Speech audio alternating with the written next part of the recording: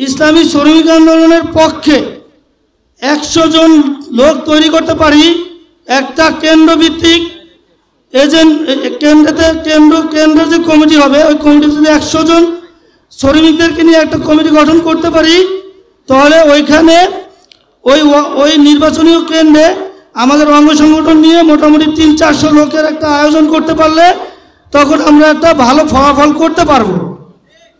তো আমাদের 3 থানার প্রোগ্রামও যেখানে এই পরিমাণ লোক, তো আমাদের একটা কেন্দ্রেতে এই পরিমাণ লোক অর্জন করতে হবে, তাহলে আমরা একটা সফলতা পাব। তো আজকে থেকে আর আমাদের এই প্রোগ্রামের পর থেকে গিয়ে আমাদের প্রত্যেকটা পাড়া মহল্লায় স্ট্রংভাবে কমিটি গঠন করতে হবে। আজকের আলোচনা সভার এ পর্যায়ে অত্যন্ত গুরুত্বপূর্ণ বক্তব্য নিয়ে আসছেন ইসলামী শ্রমিক আন্দোলন বাংলাদেশ ঢাকা মহানগর পশ্চিমের সংগ্রামী সাংগঠনিক সম্পাদক মোহাম্মদ জামাল উদ্দিন সর্দার। বক্তব্য নিয়ে আসছেন মোহাম্মদ জামাল উদ্দিন সর্দার। বিসমিল্লাহির রহমানির রহিম।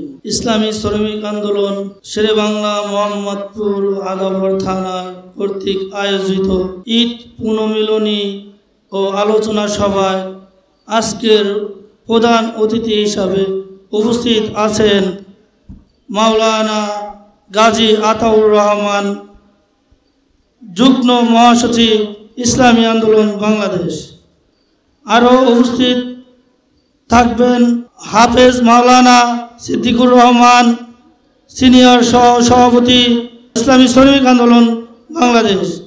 আরও উপস্থিত আছেন আলহাজ নাসিম খান, কেন্দ্রীয় নির্বাহী সদস্য ইসলামী শ্রমিক আন্দোলন বাংলাদেশ।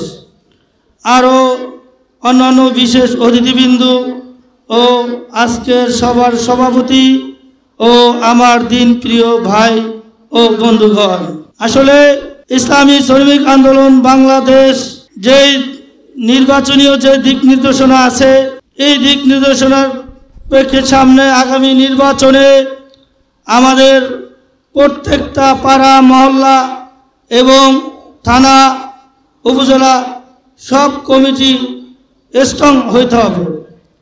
ভাই, আমরা যদি স্ট্রং না হইতে পারি আমরা কি কোনো ফলাফলের আশা করতে পারি? তো আমাদের নিজেদের আগে প্রত্যেকটা মহল্লায় মহল্লায় যাতে কমিটিগুলি আজকে শুরু হয়েছে, আমাদের মহানগর উত্তরের নির্বাচনী কমিটি আজকে গঠন হয়েছে। নির্বাচনী কমিটি যেটা ওয়ার্ড পর্যায়ে হবে, থানা পর্যায়ে হবে এবং মহল্লা ভিত্তিক হবে, কেন্দ্র ভিত্তিক হবে। তো আমরা যদি ইসলামী শ্রমিক আন্দোলনের পক্ষে 100 জন লোক তৈরি করতে পারি একটা কেন্দ্রভিত্তিক এজেন্ট কেন্দ্র যে কমিটি হবে ওই কমিটি যদি 100 জন শ্রমিকদেরকে নিয়ে একটা কমিটি গঠন করতে পারি তাহলে ওইখানে ওই নির্বাচনী কেন্দ্রে আমাদের অঙ্গ সংগঠন নিয়ে মোটামুটি 300-400 লোকের একটা আয়োজন করতে পারলে তখন আমরা একটা ভালো ফলাফল করতে পারবো। তো আমাদের 3 থানার প্রোগ্রামও যেখানে এই পরিমাণ লোক, তো আমাদের একটা কেন্দ্রেতে এই পরিমাণ লোক অর্জন করতে হবে, তাহলে আমরা একটা সফলতা পাব। তো আজকে থেকে আর আমাদের এই প্রোগ্রামের পর থেকে গিয়ে আমাদের প্রত্যেকটা পাড়া মহল্লায় স্ট্রংভাবে কমিটি গঠন করতে হবে। যারা ঢাকার ভোটার না, যেটা গত নির্বাচনে আমি দেখেছি যে এজেন্ট যখন দেওয়া হয় কমিটিতে 10 জন আছে, যখন এজেন্ট দেওয়া হয় তখন লোক খুঁজে পাওয়া যায় না। কয় আমি নেত্রকোনার ভোটার, আমি বরিশালের ভোটার, আমি চট্টগ্রামের ভোটার।